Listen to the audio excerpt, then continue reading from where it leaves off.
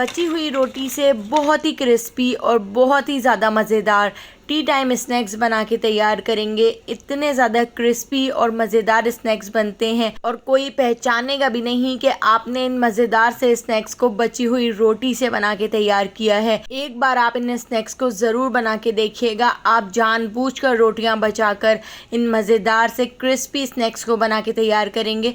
तो चलिए इसकी रेसिपी को देख लेते हैं। इन क्रिस्पी स्नैक्स के अंदर हम बेसन भी ऐड करेंगे। तो यहाँ पर मैंने 1 कप बेसन ले लिया है।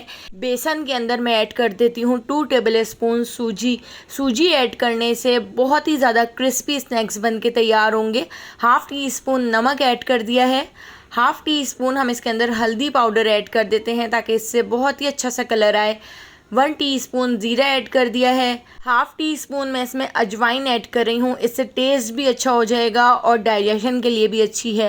हाफ़ टी स्पून मैंने इसमें लाल कुटी हुई मिर्चें ऐड कर दी हैं। हाफ़ टी स्पून लाल पिसी हुई मिर्चें और इसके साथ ही half tea spoon chaat masala add कर दिया है। हाफ़ टी स्पून ही हम इसके अंदर गरम मसाला ऐड कर देते हैं और इसके साथ ही अब मैं इसके अंदर ऐड कर रही हूँ 1 टेबलस्पून साबित धनिया और 1 टेबलस्पून ही मैं इसमें सफ़ेद तिल ऐड कर रही हूँ। इससे भी हमारी जो रेसिपी है वो बहुत ही क्रिस्पी बनेगी और टेस्ट भी बहुत ही ज़्यादा मज़ेदार हो जाएगा। इन सारे मसालों को ऐड करके अब हम इसके अंदर थोड़ा थोड़ा सा पानी ऐड करके एक गाढ़ा सा बैटर बनाकर तैयार कर लेते हैं। तो हमने जो बेसन का बैटर बना के तैयार करना है वो बिल्कुल भी पतला नहीं होना चाहिए, बिल्कुल गाढ़ा सा हमने इस तरह से बैटर बनाकर रेडी करना है। तो देखिए इस तरह से थोड़ा थोड़ा पानी ऐड करके मैंने थिक सा एक बैटर बनाकर तैयार कर लिया है। बेसन के इस मिक्सचर के अंदर अब हम ऐड कर देते हैं पालक। तो मैंने यहाँ पर बिल्कुल बारीक पालक को कट करके धो लिया था। तो 2 मुट्ठी भरकर हम इसके अंदर पालक ऐड कर देते हैं। पालक ऐड करके इसको अच्छी तरह से हम इस तरह मिक्स कर लेंगे। तो एक बार आप इस रेसिपी को ज़रूर ट्राई कीजिएगा। बहुत ही ज़्यादा मज़ेदार, क्रिस्पी और इतना मज़े का टेस्ट होता है कि जब आप इसको एक बार बनाएंगे तो बार बार बनाना पसंद करेंगे। तो यहाँ पर हमारा बेसन और पालक का मिक्सचर तैयार हो चुका है। अगर आपके घर में मेहमान आए हुए हों तो बची हुई रोटी का ये नाश्ता आप बना के तैयार करें। मेहमानों को इतना पसंद आएगा कि वो आपकी तारीफ़ें करते जाएंगे। तो देखिए अब हमने यहाँ पर ले ली हैं 3 बासी बची हुई रात की रोटियाँ। वैसे तो मैंने ज़्यादा रोटियाँ इसीलिए बना के तैयार की थी क्योंकि मुझे ये बहुत ही मज़ेदार से स्नैक्स दूसरे दिन बना के तैयार करने थे। तो देखिए इस तरह से हम एक एक रोटी लेते जाएंगे और रोटी के ऊपर हम बेसन का मिक्सचर इस तरह से स्प्रेड करते जाएंगे। तो हमने अच्छी तरह से फैलाकर बेसन के इस मिक्सचर को रोटी के ऊपर स्प्रेड कर दिया है। अब हम इसको इस तरह से रोल कर लेते हैं। तो दोस्तों यहाँ पर मैं आपको याद दिलाती चलूँ, अगर आपको मेरी रेसिपी अच्छी लग रही है तो लाइक करना बिल्कुल भी मत भूलिएगा और अगर रेसिपी अच्छी नहीं लग रही है तो आप इसको डिसलाइक भी कर सकते हैं, लेकिन कर ज़रूर दीजिएगा ताकि मुझे पता चल जाए कि आपको मेरी रेसिपीज़ अच्छी लगती हैं या नहीं अच्छी लगती हैं।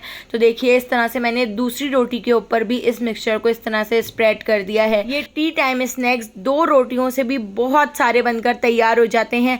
तो अभी फ़िलहाल मैं इस तरह से देखिए 2 रोटियों से ये स्नैक्स बनाकर तैयार कर रही हूँ। इस तरह से दोनों रोटियों को हमने स्प्रेड करके यहाँ पर रख लिया है। अब हम इसको थोड़ा सा स्टीम कर लेते हैं ताकि ये स्टेबल हो जाए और इसको कटिंग करने में आसानी हो।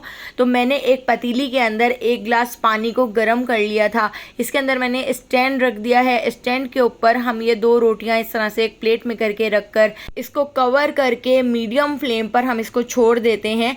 इस तरह से देखिए हमारी जो रोटियाँ हैं 10 मिनट में इस तरह हमने स्टीम कर ली हैं। स्टीम करने से इसकी कटिंग भी बहुत ही आसानी से हो जाएगी और बहुत ही परफेक्ट आपके स्नैक्स बनकर तैयार होंगे। तो देखिए इस तरह से अब हम इसकी कटिंग कर लेते हैं। तो इसकी कटिंग करने के लिए आप किसी भी तेज़ छुरी से इस तरह से आप इसको कट कर सकते हैं।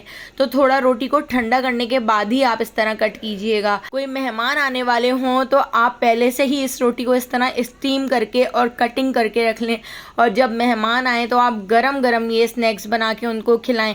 आप यकीन करें बहुत ही ज़्यादा मज़ेदार बनेंगे। मेरे कहने से आप ये स्नैक्स ज़रूर बना के देखिएगा। तो देखिए 2 रोटियों से ढेर सारे हमारे स्नैक्स बनकर रेडी हो गए हैं। तो चलिए अब हम इनको फ्राई कर लेते हैं। मीडियम टू लो फ्लेम पर हम इनको फ्राई करेंगे ताकि अंदर से भी अच्छी तरह से फ्राई हो जाएं और इसके ऊपर बहुत ही अच्छा सा गोल्डन सा कलर आ जाए। तो देखिए इस तरह से मैंने 2 राउंड करके ये स्नैक्स फ्राई कर लिए थे। आगे पीछे से पलटते हुए हम इस तरह से सारे स्नैक्स को फ्राई कर लेते हैं। अभी आप आखिर में इसका रिज़ल्ट देखिएगा कितने ज़्यादा क्रिस्पी बनेंगे। तो देखिए इस तरह से बहुत ही अच्छा सा गोल्डन सा कलर आ चुका है। तो इस तरह से हम इसको निकाल लेते हैं, इसके ऑयल को रिलीज़ कर लेते हैं। इसको हम एक टिश्यू के ऊपर रख देते हैं ताकि इसका जितना भी एक्स्ट्रा ऑयल हो वो निकल जाए और उसके बाद फिर हम इस तरह से इसको डिश आउट कर लेते हैं। तो देखिए कितने ज़्यादा मज़ेदार क्रिस्पी हमारे टी टाइम स्नैक्स बनकर रेडी हो गए हैं।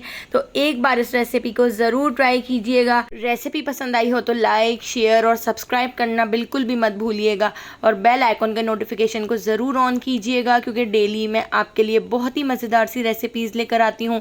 तो उन सारी रेसिपीज़ का नोटिफिकेशन आपको फ़ौरन मिल सकेगा और आप मेरी सारी वीडियोज़ वॉच कर सकेंगे। तो आने वाली वीडियो तक मुझे दीजिए इजाज़त। अल्लाह हाफ़िज़।